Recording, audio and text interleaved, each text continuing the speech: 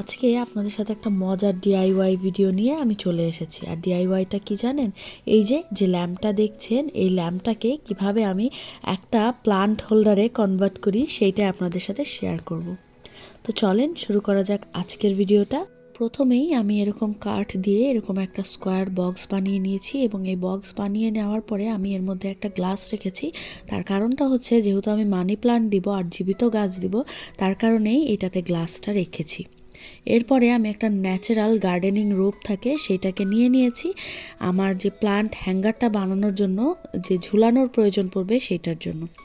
আর ল্যাম্পটা কিভাবে ছিল, এটার মধ্যেই আমি একটা লাইট দিয়ে দিয়েছিলাম, যার ফলে এটা ল্যাম্প হয়ে গিয়েছিল। লাইটটা খুলে নিলেই এটা একদম আগের যে একটা স্কোয়ার বক্স এরকম হয়ে যাবে এবং এর মাঝখানে আমি গ্লাসটাকে রেখে সুন্দর দুইটা দড়ি দিয়ে দুই সাইডে বেঁধে নিব।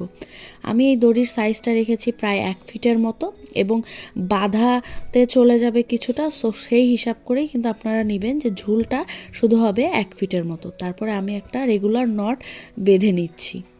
যেহেতু আমি এখানে ন্যাচারাল রোপটাকে ব্যবহার করেছি, তার কারণে গিটটা বা নটটা দেওয়ার ক্ষেত্রে একটু কেয়ারফুল থাকতে হবে যেন পানি বা গাছ দিলে যেন পড়ে না যায়, কারণ যেহেতু গ্লাস আছে ভেঙে যাওয়ার কিন্তু একটা সম্ভাবনা থাকে। সো নটটা একটু টাইট করে এবং বড় করে দিতে হবে যাতে এই যে ফোকাগুলো রয়েছে এগুলো দিয়ে যেন বের না হয়ে যায়। তো এতে আপনাদের ভাইয়া আমাকে একটু সাহায্য করছিল, আর আমি যে কোনো ডিআইওয়াই করতে লাগলেই সে আমার পাশে থাকে যাতে কোনো অঘটন না ঘটে যায়।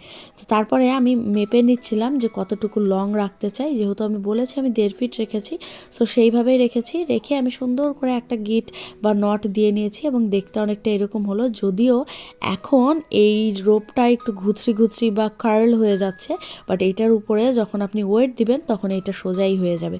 কারণটা একটাই, এটা কার্লভাবে ছিল, সো একটু তো কার্ল হয়ে যাবেই, বাট যখন এটার মধ্যে পানি দিবেন এবং প্লান্ট দিবেন এটা ভারীতে কিন্তু সুন্দর সোজা হয়ে যাবে। তো চলেন এইবার দেখি এটাতে প্লান্ট রেখে দেখতে কেমন লাগছে। অনেক সুন্দর লাগছে না? আমার কাছে কিন্তু আমার এই ডিআইওয়াইটা অনেক ভালো লেগেছে। খুব সহজেই নিজের ঘরে থাকা জিনিস দিয়ে কিন্তু একটা ছোট্ট স্কোয়ার বক্স করে নিয়েছি এবং তারপরে এটাতে সুন্দর করে আমি প্লান্টও রাখতে পারছি, আবার যখন আমার প্রয়োজন বোধ হচ্ছে এই প্লান্টের টপটাকে বের করে লাইটিং দিয়ে ল্যাম্প। হ্যাঁ, কমেন্ট করে কিন্তু জানাতে ভুলবেন না আজকের ডিআইওয়াইটা আপনাদের কেমন লাগলো।